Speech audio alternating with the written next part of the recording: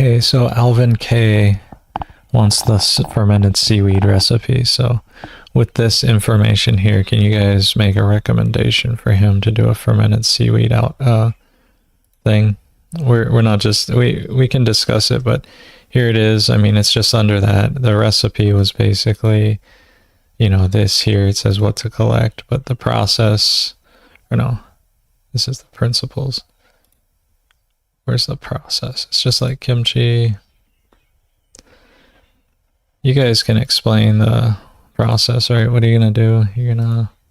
So you're basically gonna take the seaweed, put it in a bowl, sprinkle with some sugar, and start mixing it, and adjust the sugar. You want to get all the surface coated with sugar, but not too much sugar.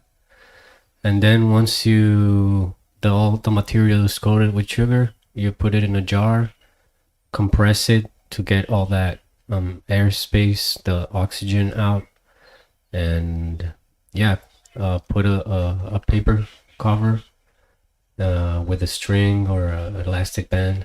Let it ferment for about 5 days, and then you're gonna pour it by gravity. You don't want to squeeze all the crap out, just the juice. So you can leave it for about like 2 or 3 hours to like really get all the juice.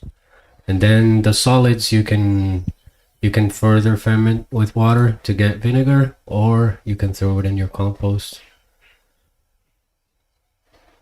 And then you're gonna use it 1 to 500, so that's 2 ml per liter or per gallon. What's your usage per gallon? 1 to 500. Yeah. How many mLs per gallon though? 4?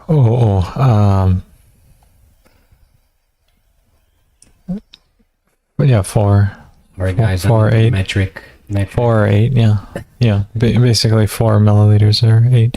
But you can always get the calculator app. Yeah, exactly. KNF calculator.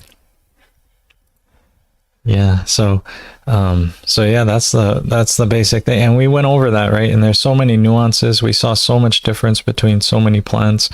Do you think with seaweed, it's so moist, would you kind of squeeze out a little bit of the seawater maybe to start when I first get it, to put a rock on top to let it sit, and then instead of trying to super compress it, just let a rock sit on top of maybe something like this in this picture here, where you could put the seaweed in and put a rock on top and let it drain the seawater out, and then ferment the seaweed then mix it with sugar at this step here, like this, to go through, and then later drain off what came out of this seaweed and the sugar out, right? So it's like a two draining step for seaweed, maybe. I would think if I did it, that's how I'd do it. No, it makes sense, right? I was gonna add to that. But instead of having the rock just gravity feed with this after the end, but then to start, depending on that moisture content still of the seaweed, you don't want to overuse of sugar, because then you're just wasting sugar. So you'd probably use a little bit less sugar and just start off small, and believe me, a little goes a long way, especially if it's a wet material like that.